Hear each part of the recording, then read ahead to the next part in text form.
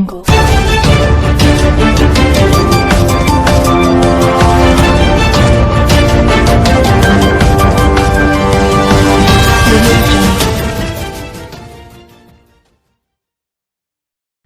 علیکم، Asia 41 news کے ساتھ میں ہوں آپ کی میزبان امنا عباس۔ خبر شامل کرتے ہیں ڈیرہ مراد جمالی سے۔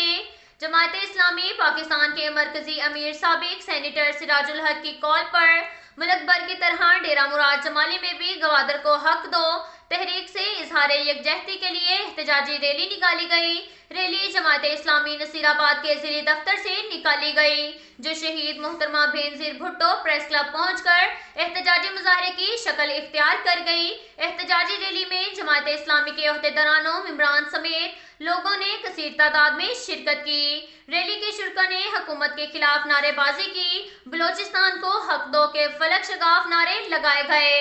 احتجاجی ریلی سے جماعت اسلامی کے ضلعی صدر امیر بشیر ماندائی، نائب امیر پروفیسر محمد ابراہیم ابڑو، ضلعی جنرل سیکرٹری قامت بخش مینگل، جماعت اسلامی یوتھ کے رہنما لیاقت جھکڑا، ضلعی صدر نیک احمد جمالی نے خطاب کرتے ہوئے کہا کہ گوادر کے عوام گزشتہ 30 دنوں سے روڈ پر دھرنا دیے بیٹھے ہیں، جن کے مطالبات بالکل جائز ہیں، کیونکہ گوادر کے 90% لوگوں کا ذریعہ معاش سمندر سے وابستہ ہے اور سمندر میں لٹیرے نے بڑے بڑے ٹرالر کھڑے کر کے وہاں پر مچھلیاں نکال رہے ہیں، بلکہ مچھلیوں کی نسل کشی کر رہے ہیں، جس سے عام ماہی گیر شدید متاثر ہو رہا ہے۔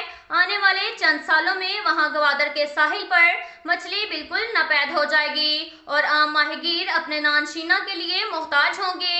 انہوں نے کہا کہ نصیر آباد میں بھی گیس، بجلی، پینے کے پانی سمیت دیگر مسائل موجود ہیں، ان کو فوری طور پر حل کیا جائے، بصورت دیگر 31 کو احتجاجی مظاہرہ اور دھرنا دیا جائے گا۔ اب تک کے لیے اتنا ہی کافی ہے، ملتے ہیں اگلے بلیٹن میں، ہمارے ساتھ رہیے گا، اللہ حافظ۔